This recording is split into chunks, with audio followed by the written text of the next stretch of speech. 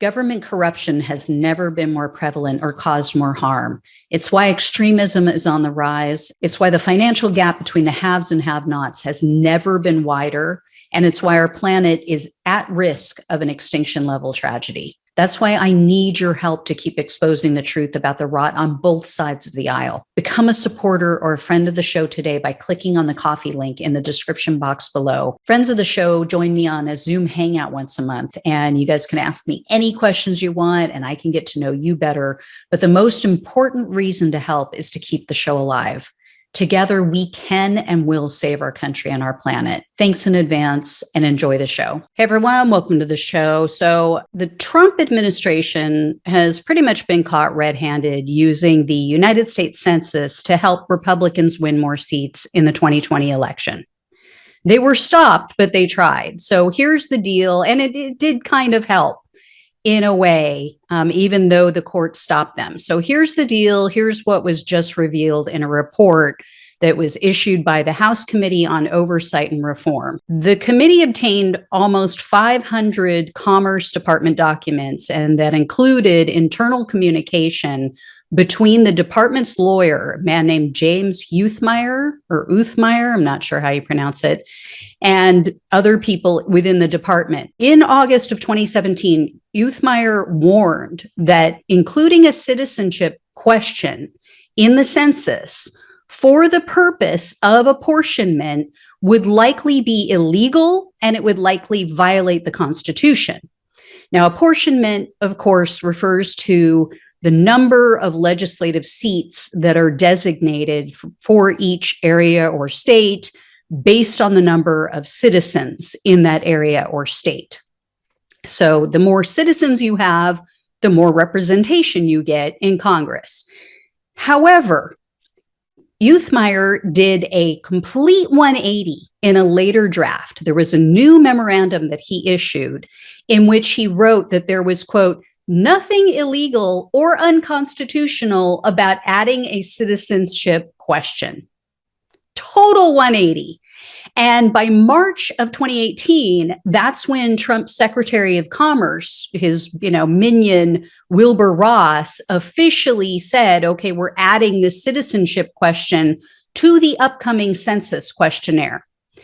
This question was obviously intended to intimidate undocumented immigrants, right? They wanted to keep them from responding so that they wouldn't be counted. Now, the Supreme Court ruled against the Trump administration when, this made its way all the way up through the court system.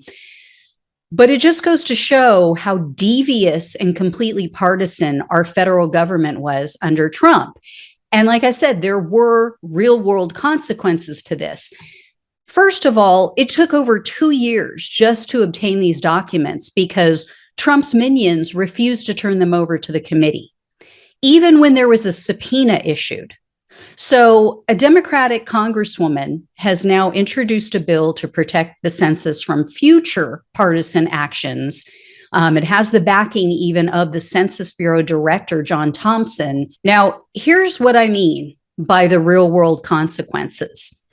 In March of this year, the Washington Post reported that even though Trump's efforts failed in adding that citizenship question, minorities were still vastly undercounted as compared to previous census years. And remember, this only happens once every 10 years. So for a decade, these numbers are going to be completely skewed, and they have absolutely affected how much representation people have in different states within this country. In fact, they were saying that the 2020 census missed approximately 18 million Americans. 18 million Americans just gone, not counted, won't be represented. And they were primarily Black, Hispanic, and Native American residents. Coincidence? They said, yes, it is common that white people are typically overcounted while minorities are typically undercounted.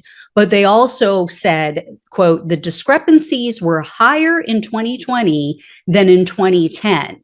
In fact, the article said that the undercount of Hispanic residents tripled. So in 2010, they were undercounted by 1.54%. In 2020, they were undercounted by 4.99%.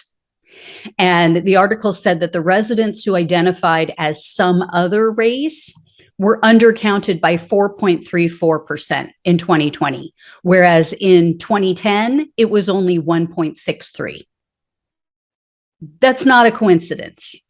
And what's ironic is that the Republican Party has been picking up more and more Latino voters over the past few years. I'm sure you guys have heard those reports. So they're increasingly siding, Hispanic voters are increasingly siding with and voting for a party that doesn't believe that they matter in the US. The party that's trying to silence them and make them invisible when it comes to representation. This is why it's so vital for voters to be informed and know exactly what's going on in politics. Like I said, this has real world implications and people don't understand. And I think part of the onus for that falls on mainstream media. It falls on the political parties, it falls on Democrats, but also mainstream media because they don't do a good job of connecting the dots for everyone. Right? They are the source for most people for news. And, you know, if you take Arizona, for example, the Arizona Central news outlet published a report about how the undercounting of Hispanic and Native Americans in their state cost them an extra seat in Congress. And that was one that would have likely gone to Democrats. Also, hundreds of millions of dollars in federal funding just gone that they don't get. And you know, representation in Congress is crucial, as we all know right now, especially for minorities. They overwhelmingly support a woman's right to choose what she does with her own body, more so than white citizens. You know, but the journalists surmise that even just Trump's threat of including that citizenship question caused a lot of Arizona residents concern. And so that's why they just didn't fill it out because their state has a high number of undocumented immigrants. And he noted that Arizona had one of the lowest response rates in the entire country in regard to the census. Now Arizona residents have to live with the consequences.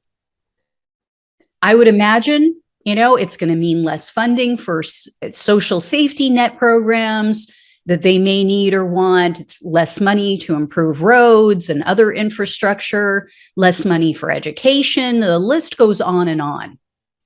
And that's what people need to understand. It isn't just about, oh, they just didn't count us. No, it's what do you get when you're counted? Anyway, guys, when and if I hear more, I'll let you know. Thanks so much for watching and listening. Take care. I'll talk with you soon.